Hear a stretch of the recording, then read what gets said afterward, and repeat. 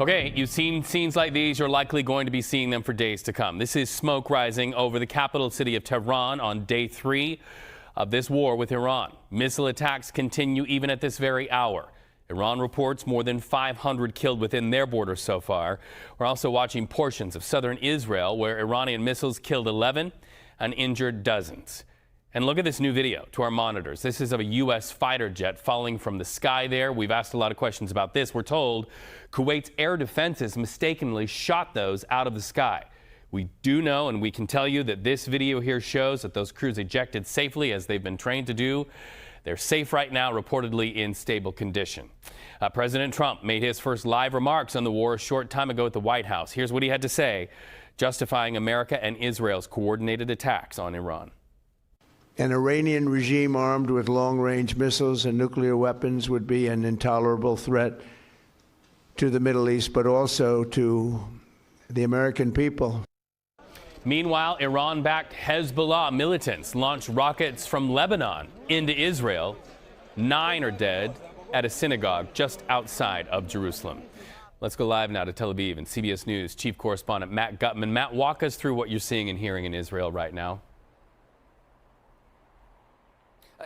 That attack that you just mentioned, that was a missile attack just outside of Jerusalem, and it devastated a synagogue. But what you don't see in that crater in that video necessarily is how widespread the blast radius is. It goes on for hundreds of yards, and as we were driving around that neighborhood, Reed, we were able to see rooftop after rooftop. You know, one of the things that people don't know is how big these missiles are. They're the size or as long as a bus. They weigh several tons. The warhead can be up to 1,000 pounds of high explosives, and they carry a massive punch. We were in that area today. We met a woman who was in one of the community shelters that had been obliterated, and she was buried in the rubble. Her boyfriend came and dug her out. Her neighbors had died right beside her. Obviously, she was incredibly upset still, but felt like it was miraculous that she was alive.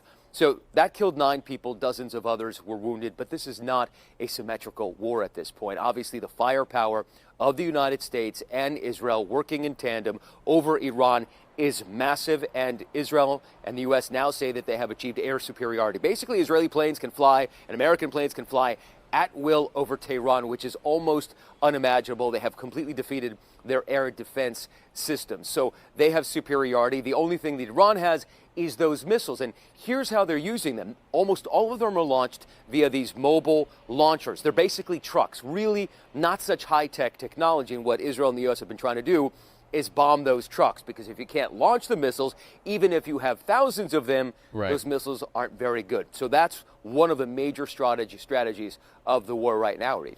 And I've been talking to several friends who have family members who are going in and out of safe rooms. It is an exhausting experience to live there and hear that rocket fire and hear the missile fire.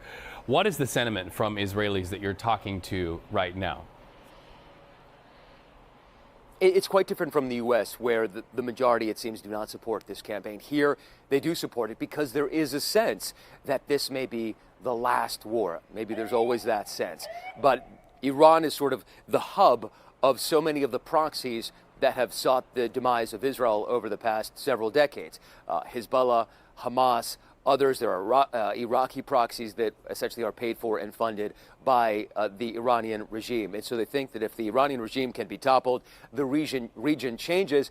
And an example of that is that even during a war, shares in the Israeli stock market today rose, which is almost unimaginable. And Israel's Prime Minister, Benjamin Netanyahu, has been working towards this end for literally his entire career. This has been the thing that he's been fighting for. So there is a sense that we're willing to grin and bear it if this is the last round. But obviously people are very tired of running in and out of shelters, and those missiles can be devastating. And it's much scarier than the rockets that were fired from Hamas in Gaza, which pack a much, much smaller punch.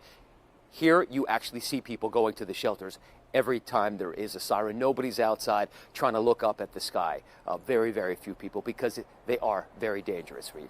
It's a way of life, and it has been for decades an enduring threat. Matt Gutman, just one part of a huge team of CBS News assets there on the ground in the region. Thank you so much for your reporting. Live now to CBS News Chief White House correspondent Nancy Cordes. Nancy, it sounds a lot like the president is not ready to give us a timetable as to when this conflict could end. He just wants to get the job done.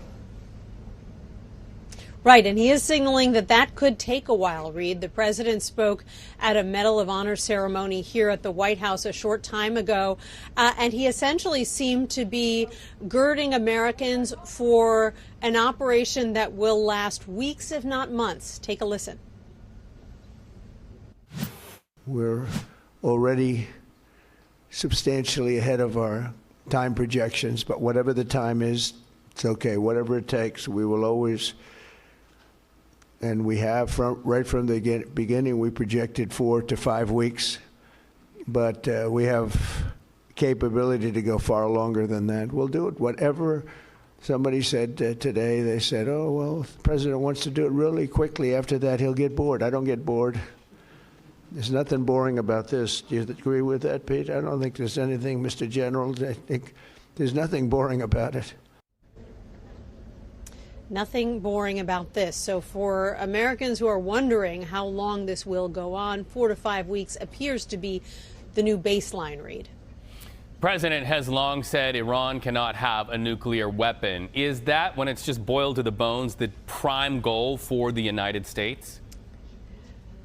It's one of the 4 goals that President Trump laid out today in that address, Reed. Yes, he mentioned never allowing Iran to be able to build a nuclear weapon. He argued that they had intelligence that even after the U.S. had bombed Iranian nuclear sites back in June of 2025, that they had intelligence that Iran had moved on to another site and was trying again. But beyond nuclear weapons, he also said that their goals are to destroy Iran's missile capacity, to annihilate Iran's navy. And to that end, he said that the U.S. and Israel had already eliminated 10 Iranian ships, and he said that they want to ensure that the Iranian regime cannot continue to fund terrorist groups in the region like Hamas and Hezbollah, Reed. Nancy Cordes live at the White House, as we are also mindful that 4 families in the United States, service members' families, will be getting the news that their sons or daughters have been lost in this conflict. Thank you so much.